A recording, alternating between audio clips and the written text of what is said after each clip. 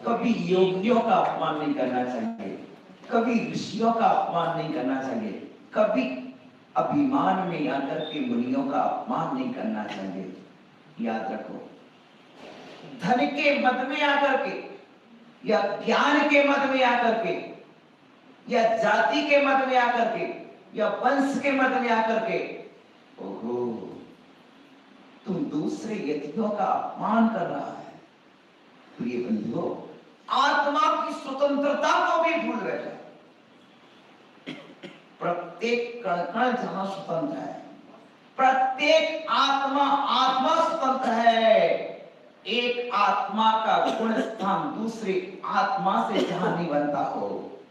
प्रिय बंधुओं, और तू कर बैठता है कि तू ऐसा, तेरा परिवार ऐसा। प्रिय बंधु, कभी भी कलह कारणी भाषा बोलना भाषा समिति का विषय नहीं है। मुनि दूसरे मुनि का अपमान नहीं कर सकता, ना भाषा के द्वारा। ये अभिमान भाषा कहलाती है। आचार्य भगवंत कहते हैं भाषा सर्वहित कारणी होती है। भाषा माता के समान वह भाषा से होता है। तुम कितने ज्ञानी हो मुझे नहीं देखना, जिसकी भाषा में हितमित प्रियता नहीं है। ओहो महाराज, मुझे वो चिंतामणि नहीं चाहिए,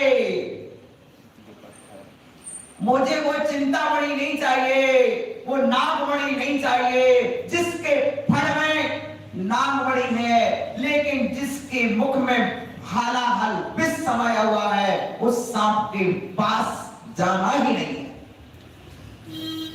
समझ रहे? दिख तो रहा चिंतामणि, लेकिन है क्या? हालाहल सांप। प्रिय बंधुओं, ऐसी चिंतामणि को नहीं चाहिए जो अपने मुख में विष धरे हो और दिखाने के लिए ऊपर चमचमाता चिंतामणि। प्रिय बंधुओं, आओ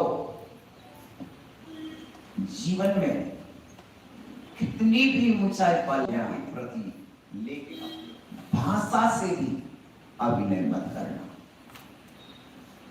ओहो, चाहे परिवार में रहो चाहे समाज में रहो, जब परिवार में रहते थे तो पड़ोसी से द्वेष, और संत बन गए तो दूसरे संतों से द्वेष। मतलब क्या निकला? जब घर में रहते थे तो पड़ोसी से द्वेष, और संत बन गए तो दूसरे संतों से द्वेष। मिलाकर दो दिन से गए पाड़े, भैया भैया, जीवन में मात्र तुमने कपड़े उतारे हैं, लेकिन निर्ग्रंथता अभी नहीं आई है, क्योंकि कसाय के वसन नहीं उतरे हैं, अभिमान के वसन नहीं उतरे हैं।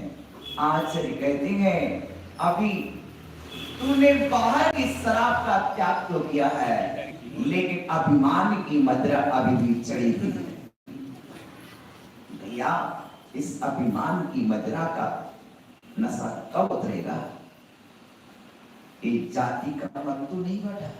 एक संत जब मंच पर बैठता है तो उसे दो कुल की लाज रखनी होती है। एक धर्म सभा में विराजमान एक श्रावक कुल सामने बैठा हुआ है, दूसरे तुम्हारे गुरुकुल की तुम्हारे गुरु ने क्या सिखा के भेजा है, गुरु ने तुमको क्या पढ़ाया, तुम्हें इतने वर्ष तक पढ़ाने के बाद तो प्रेम के बोल नहीं सिखा पाए। प्रिय बंधुओं, इसलिए कि मदिरा पीने वालों को पिटते देखा, लुटते देखा, मिटते देखा। क्या? मैंने मदिरा पीने वालों को नाली के पास पड़े देखा, और मैंने उन्हीं मदिरा का त्याग करने वालों को सफलता के शिखर पर चढ़े भी देखा।